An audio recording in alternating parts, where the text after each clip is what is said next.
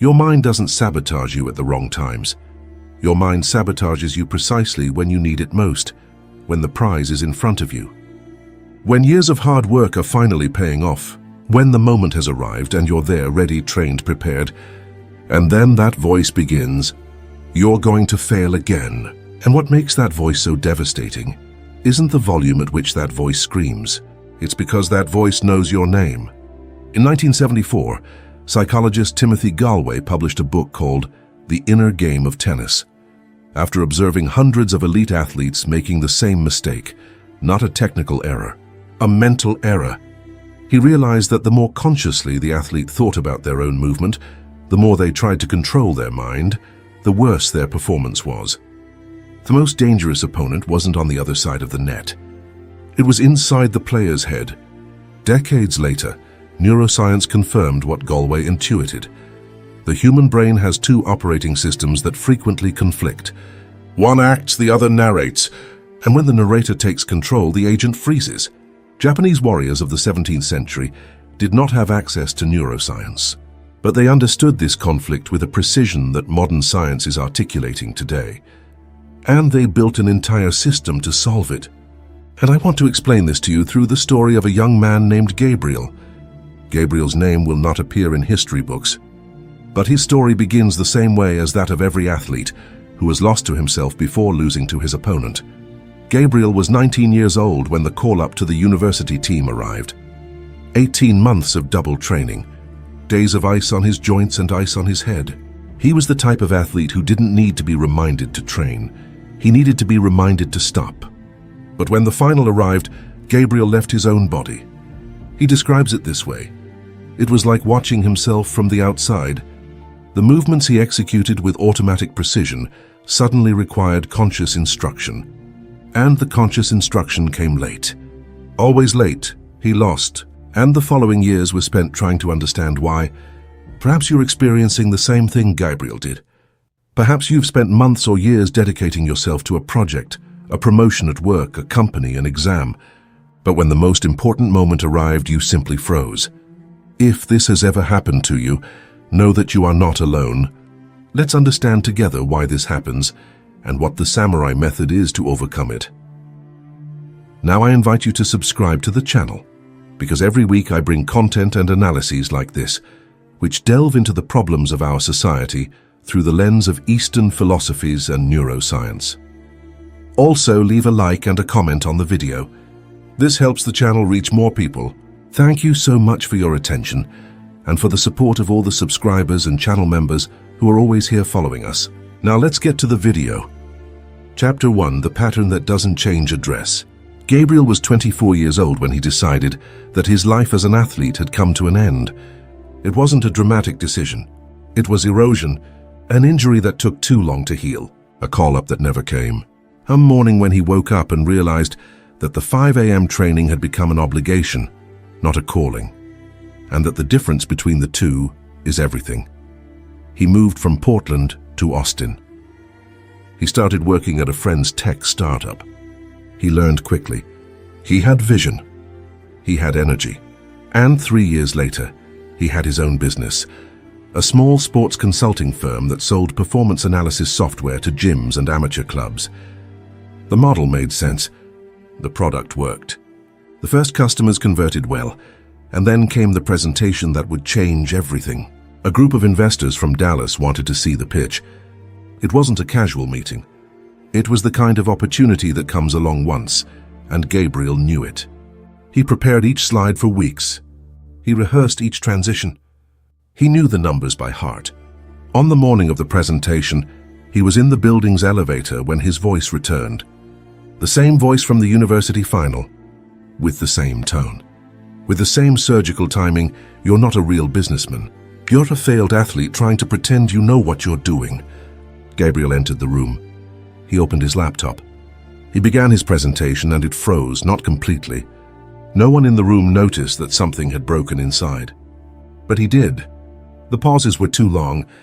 The answers to the questions came a few seconds late, the exact time it takes for the internal narrator to interrupt the agent and take control. The investors thanked them politely. They said they would get in touch. They didn't come in. That night, Gabriel sat at his empty office desk staring at the ceiling for a few minutes. Those were minutes of self-discovery. He had seen that before. In the arena, on the court, in training sessions that went well, and in competitions that went badly. Always the same structure, always the same mechanism.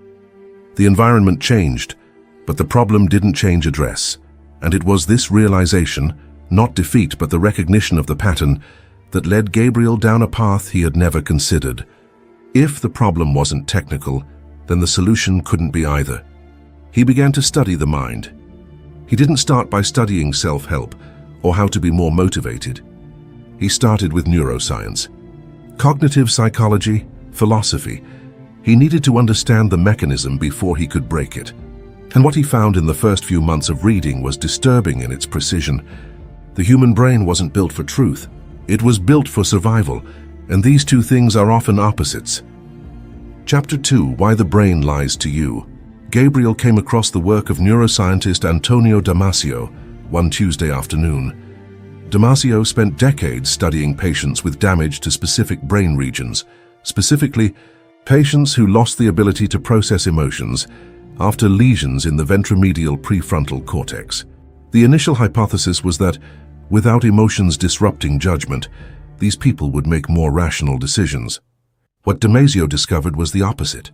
Without emotional access, these patients were incapable of making any decisions. They could analyze options indefinitely, list pros and cons with mathematical precision, and never choose. Because choice doesn't come from pure logic. It comes from an integrated system where thought and feeling are the same process, not separate processes. Gabriel reread the paragraph 3 times because he had spent years trying to control his mind and suppress his nervousness before competitions, as if thinking and feeling were enemies, and as if victory belonged to whoever could silence one side. But Damasio showed that this was not only inefficient, it was neurologically impossible. You don't control the mind by suppressing the body. You fragment it. There was more. The brain operates based on prediction, not perception. At any given moment, the brain isn't processing reality as it is. It's comparing what's happening with what it predicted would happen, and updating the model when the prediction fails. What you experience as seeing the world is, most of the time, seeing the model that the brain has constructed of the world. This means that an athlete who always loses when the game gets tough isn't simply afraid of the pressure. Their brain has built a predictive model that says high-pressure situations end in failure. And when high-pressure situations arise, the brain doesn't wait for the data. It activates the model first automatically, before conscious logic can intervene. The voice in the elevator wasn't a sign of weakness of character. It was the predictive model fulfilling its function with perfect efficiency. Gabriel remained silent about this understanding for a few days, because understanding the problem is different from solving it. And neuroscience tells us what happens. It doesn't tell us what to do. It was in a feudal history book about Japan, bought by accident while searching for another title in a used bookstore in Austin, that Gabriel found the first piece of the solution. He didn't find the solution in an online course offered by a salesperson. He found it in a used bookstore. The irony did not escape him. The book described the training practices of the Yagyu clan warriors during the Edo period, and there was a paragraph that Gabriel underlined, photographed, and kept as his phone's wallpaper for months. The masters of the Yagyu clan didn't train their apprentices to be courageous. They trained them to eliminate the fear of the unknown. And the method they used wasn't emotional hardening or suppression of feeling. It was the daily and systematic contemplation of one's own death. Shi no Meso. Chapter 3. The meditation that samurai used to stop lying to themselves. The Hagakure.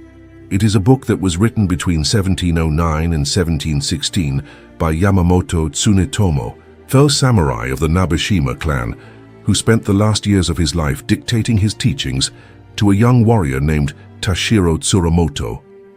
The most quoted sentence in the book is also the most misunderstood.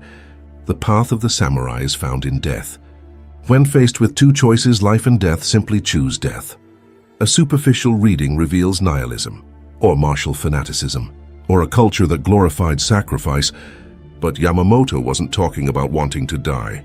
I was talking about what happens to the mind when you stop pretending you have unlimited time. The mechanism is precise. The human brain is capable of tolerating an extraordinary amount of self-deception because it operates under the implicit assumption that there will be time to correct course tomorrow. You know you're avoiding the difficult conversation, but there's a tomorrow. You know you're running away from the decision that needs to be made, but there's next week. Self-deception survives in the space created by the illusion of infinite time. When we are deceived by this mechanism, we constantly postpone important decisions and actions because we believe that tomorrow will be different. Many people think, I didn't study today, but I'll study tomorrow.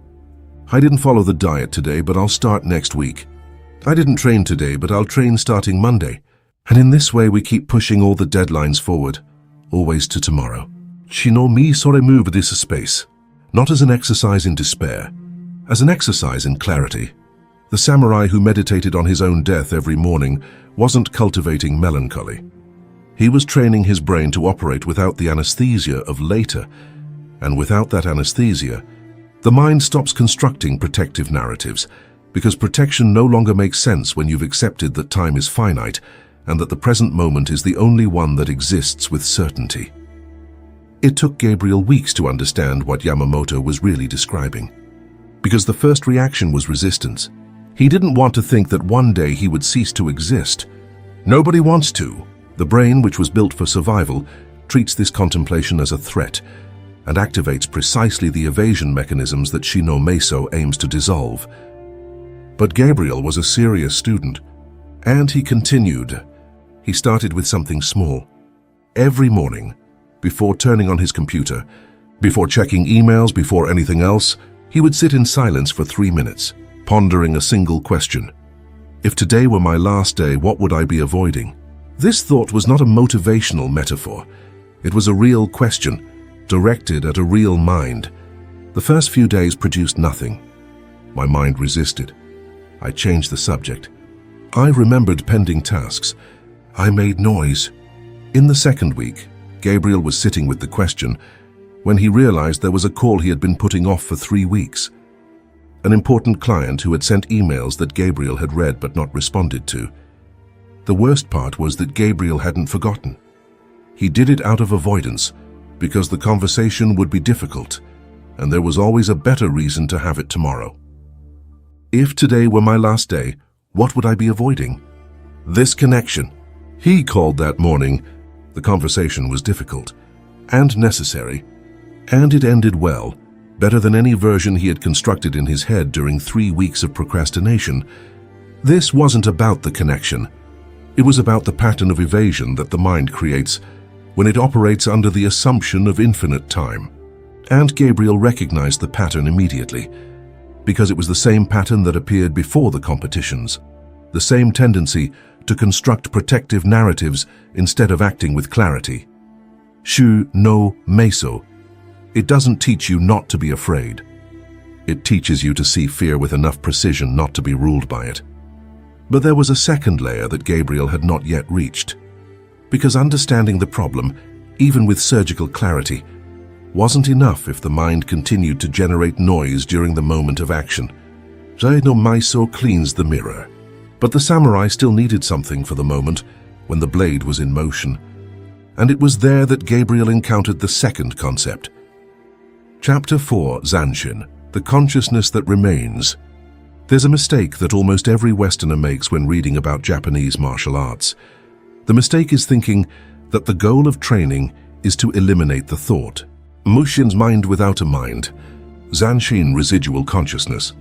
These terms are often interpreted as the ideal of a completely empty mind, without content, operating purely on autopilot. But the masters who developed these concepts described something different. As I've explained in several videos on this channel, the main point of these concepts isn't to stop thinking, but to not be dominated by thoughts and emotions. It's about having clarity about your goals and the actions you need to take. Dakuan Soho was a 17th century Zen monk who some believe corresponded with Miyamoto. Musashi and wrote a treatise called Fudochi Shin Myoroku, the unchanging record of divine wisdom, specifically concerning the relationship between mind and sword. Dakuan described the warrior's central problem not as excessive thinking but as a fixation on thought. When you confront the enemy, if you think, "I'm going to cut the enemy down," your spirit becomes trapped in that intention and your movements become slow. If you don't think anything, the sword cuts by itself. The distinction is fundamental. It is not absence of mind. It is an unfixed mind, a mind that moves with the moment instead of fixing itself on one point and freezing. Zanshin is the most visible form of this quality. The word combines I will, which means to remain, to continue, with shin, which is mind, heart, essence. Literally, the mind that remains present after the action has ended. In martial arts, Zanshin is the state the practitioner maintains after the strike or technique. It's when the practitioner maintains continuous presence, as if the action had never been separated from what comes after it. To the untrained eye, it appears as immobility. To those who understand, it's the opposite. It's movement that never stopped. Gabriel took some time to translate that into the context of his life. Why Zanshin in a business presentation? It doesn't look like Zanshin in a sword duel, but the mechanism is identical. Gabriel's problem with presentations wasn't that he overthought them. It was that after each answer, each slide advanced, each pause, he would let his attention wander, evaluating what he had just said, constructing a narrative about how investors had received it, entering a loop of retrospective analysis that lasted long enough to create a noticeable gap in the next sentence. The inner voice didn't appear as a continuous monologue. It appeared as a series of micro-interruptions between the action and the continuation of the action. Zanshin needs training to eliminate those micro-interruptions, not by silencing the mind, by refusing to let attention fixate on the immediate past while the present is still happening. Gabriel began to practice this in concrete ways. During conversations, instead of mentally evaluating what he had just said while the other person was speaking, he trained himself to maintain complete attention on what was being said now. During smaller presentations, to existing clients, to team meetings, he practiced not letting go of consciousness after each block of speaking. He maintained the same state of attention before, during, and after each segment. At first, it seemed artificial, performative. But there was something more fundamental that he hadn't yet touched upon, something that lay beneath so much of it. Shi no Maiso, how much of Zanshin? A premise that all of Japanese philosophy seemed to assume to be true, and which the Western world had decided at some point in history was irrelevant. Chapter 5, Kokoro. The word that English doesn't have. No European language has a word equivalent to Japanese. Kokoro, this is not a linguistic coincidence. It's a philosophical divergence. Kokoro is sometimes translated as mind, sometimes as heart, and sometimes as spirit, depending on the context. But none of these translations captures what the word truly names, because what it names is the refusal to separate these three things. For Japanese tradition, and for Zen Buddhism, which shaped samurai culture, thinking and feeling are not distinct processes that occur in different parts of the human being. They are expressions of the same process. Kokoro, that's the name of this unique process. The word first appears in Japanese texts from the 8th century. It is present in Manyoshu, the oldest anthology of Japanese poetry. It is at the core of Bushido, the samurai code of conduct. It's in Musashi, in Takuan, in all the formative texts of the warrior tradition, and in all these contexts, Kokoro. It carries the same implication. A divided warrior who thinks one thing, feels another, and acts a third is not a dangerous warrior. He is a dead warrior waiting to become one. The unit of Kokoro. It's not an abstract spiritual ideal. It's a functional requirement for survival. Gabriel found this after months of applying Shinomeiso and Zanshin, and he felt that he was getting close to something. But that there was a layer that was not yet accessible. Why Shinomeiso? It provided clarity before the action. Zanshin he was present during and after. But there was a moment, the exact moment of entering the game, the first second of a performance, the instant the referee blows the whistle, when something still held him back. And he realized it while reading about Kokoro, who knew exactly what that blockage was. It was the crack, the chasm between what he thought he should feel, confidence, clarity, control, and what he actually felt, tension, doubt, the voice, and the attempt to fill that chasm with willpower, to suppress what he felt in order to act as he should, was precisely what created the paralysis.